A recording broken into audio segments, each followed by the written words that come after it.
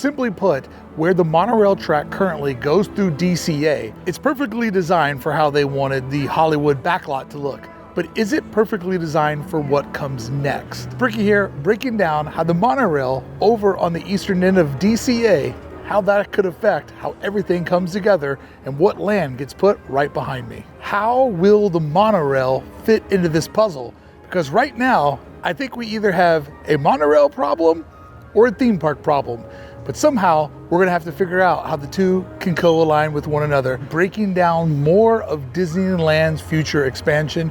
More specifically, what's gonna happen when Disneyland Forward allows Disneyland to move the park more to the east, taking over the space that is currently the transportation hub. As always, let's start with the most simple concept and we'll work our way up into the most complicated part of this problem. One of the only areas where Disney can actually edit the layout is this building right here. If they wanted, there would be a possibility for the monorail to come in much further north into DCA and then cut over where this building currently lies. But there is a very specific connection point that Disneyland has to get this monorail to realign to. So therefore, everything over in here can be massaged. They have edited the monorail tracks before. They did so when Indiana Jones showed up. Somewhere in here, they have to bring the monorail in and then connect it over at a very specific connection point. And that connection point brings up a couple of problematic ways to tether all this together. But two things to keep in mind for this connection point. Disney has to, A, give the monorail enough track to slowly bend before it goes straight again, and it needs to align with the edge of the shops, because this bridge right here is where the monorail has to reconnect with the existing track. But to get to the bridge, it first has to pass through the shops over in Hollywoodland. And as I understand it, this bridge cannot be edited, because if you think about it, this goes over to the area behind Soarin', then over to the hotel, but there's no room to adjust the monorail once we pass this bridge, as we have downtown Disney to the north and DCA and the hotel to our south. It has to align up here. But before the bridge, I do feel that there's room to do an edit, and let me explain to you why they might need to edit the monorail track, because where it's at right now is very limiting, especially if we're envisioning them growing the park further over into the transportation hub. It's kind of in an inconvenient spot. So this gap directly above me, this indicates where the monorail has to be able to come in straight to connect with the bridge. So as we work our way down the street, every building closest to here is safer. But as we work our way further and further and down, each building is an example of what could possibly be edited to bring that curve back into this straightaway. I believe that somewhere behind the Hollywood building is where the monorail has to be aligned with the straight stretch to go across the Hyperion Bridge, which that is the non-edible part of this project. Whereas the other end needs to be saved to align with the Hyperion Bridge. I feel like this corner right here, everything is up for grabs. It could all be edited into whatever the newest vision is to help bring that transportation system around to where it needs to go. But now that I've kind of explained to you this part of the puzzle, let's look at why the monorail is indeed in possibly the wrong spot.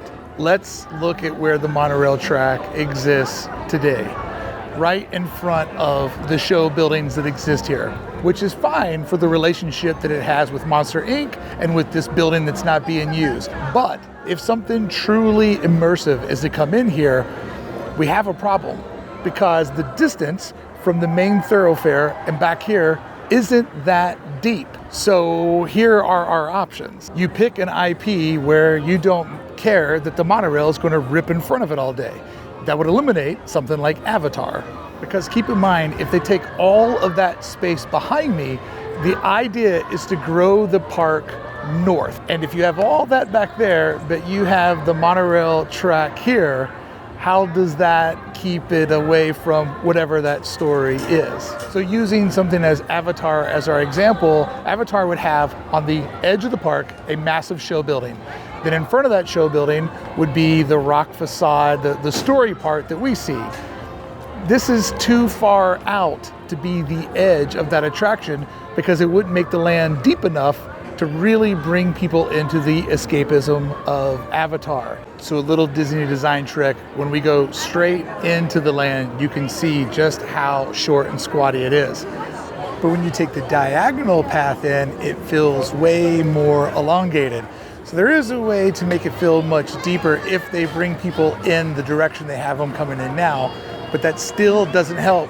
When you open all that space in the back, the monorail would basically be a fence going through the dead center. And over on this side, the land is even shorter and stubbier than it is on the other side, making this the worst area for an immersive environment that's not an urban theme. So therefore, either the monorail goes through a tunnel, which then how would they have that big immersive display if the monorail is going through a tunnel, or the monorail has to be edited, moved back further into this development zone.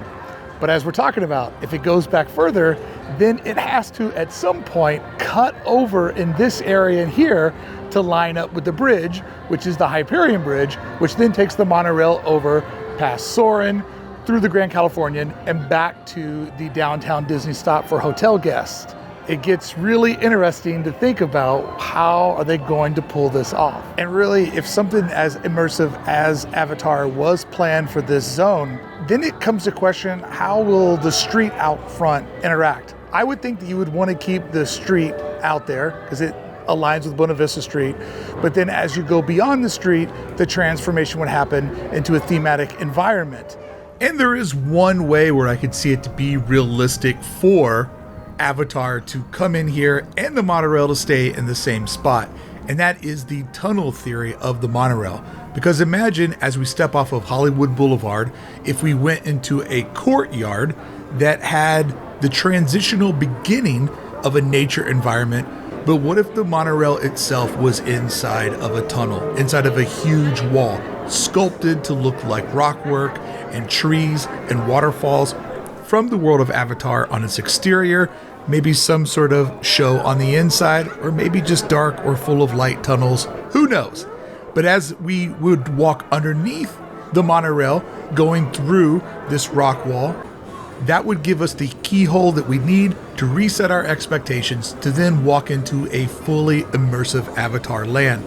Once we got up to the center of this land and stood on the shores of the body of water, as we looked around us in a 360 scope, we would absolutely be surrounded inside of this world, only seeing the small tunnels that we came in through that are underneath the monorail that is quietly cruising through the land, and we can't see it because it is going through that massive curtain that was erected to keep this land separate from the rest of DCA.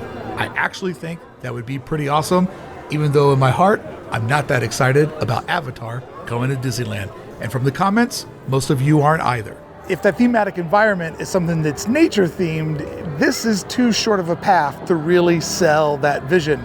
There's no keyhole, there's no reframing the guest experience for what lies here. So therefore, I think we need to think of this space as an urban environment, not a nature environment, which then I think puts two different suggested lands in play for the future of Hollywoodland. Because friends, Disney has teased two different lands, each of them taking place in an urban environment where the street out front could play into going into this experience. I mean, I think the street will need to be edited, but having a urban entryway into an urban courtyard, going under the monorail and going back even further in these lands, I think it would actually work.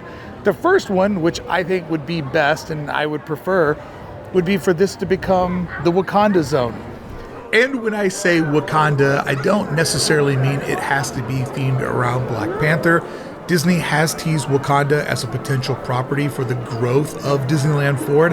When I say Wakanda, I mean more broadly, it could be something Marvel related. Wakanda just happens to fit the urban environment, and it's one that they've teased. Speaking of being a tease, why are you teasing me by watching this video and not hitting subscribe?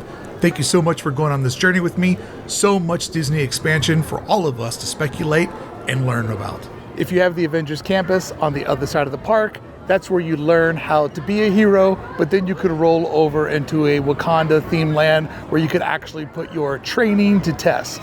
Eventually, Avengers Campus will get a third e-ticket attraction, bringing more Marvel over into this direction. To me, seems like a no-brainer. Marvel is urban. It is a huge box office draw.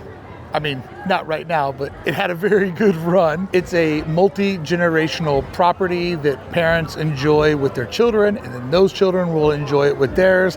So I do think that considering all of this to be whatever's next with Disney and Marvel, and don't forget, Marvel is also a West Coast exclusive, so it's making it a really great way to bring international guests to DCA, as well as luring those Walt Disney World families over to the West Coast for a visit. So Wakanda, I believe, would fit well here, and the monorail could stay where it is. You could literally walk underneath the monorail to go further into a Marvel urban environment. I think that that would work well, but I also think maybe the more popular pick would work really well over here as well. And this idea is kind of crazy because it doesn't necessarily mean that Monsters, Inc.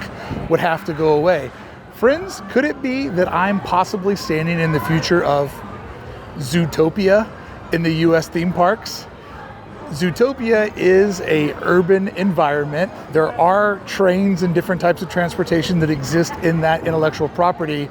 If Zootopia was to be pushed further back there, and this building that I'm in front of, the old Avengers Walmart, was ripped down, and maybe also the underused PhilharMagic Theater was ripped down, there could be a way where you would cruise past Monsters, Inc. to go around it, to go into a Zootopia themed area. When we look at Zootopia taking over this space, it would give the availability from the Hollywood Boulevard to walk into a transitional courtyard that has elements from Zootopia, and it could go one of two ways. Monsters, Inc. could go away, and this full area would be that new story that we're walking into, or Monsters, Inc. could stay, and they would take guests and direct them over to the west, working their way around the Monsters, Inc. show building, and then Zootopia would basically live behind Monsters, allowing them to fully render monsters on all three sides that are visible to guests, creating a courtyard of experience, taking people into Zootopia, and then once you were standing in the courtyard of Zootopia, as you look back to the south, the backside of Monsters, Inc. being sculpted to this land would make you feel like everything else had gone away, and the only reality that you know is that you're standing inside of Zootopia. But even if Monsters, Inc. went away, I do believe that the monorail running through that area would be no big deal whatsoever. I do believe there is something about Zootopia that feels very DCA adjacent. I don't see that fitting in Disneyland as well as I see it fitting in here, and you can already meet some of the characters of Zootopia in this land. So therefore, I think if that's gonna come here, it could easily get massaged into the dead corner of DCA and not have to be something that takes up the new blank slate of land that we'll have available over on the western parking lots. Because I'm pretty sure if Disney can avoid editing the monorail, that would be their goal. And they're even boxed into an area where, as we looked at the first part of this video, there's not a lot of room to edit it. So if your only major option is tearing down buildings, re-massaging everything, why not go with a theme that fits perfectly inside this land? And I think that could be Wakanda, or probably most likely, this would be the home of Zootopia. I can next to assure you that the monorail would not be able to go south of the current footprint, because that would mean having to bring it through where the Hyperion Theater is, and I don't see them wanting to let that go away. And the Hyperion Theater does play very well with the two proposed themes that I have. So I feel like that is a no-fly zone, so it has to come in and out somewhere in this area that's directly behind me. So if you had dreams of a monorail going down the street, I don't think those dreams are going to come true. If you'd like to support the channel, I'd really appreciate it. The Walt 1901 hoodie is available, link below, and that is the perfect way to support me and the content to help me keep making 3 videos each week.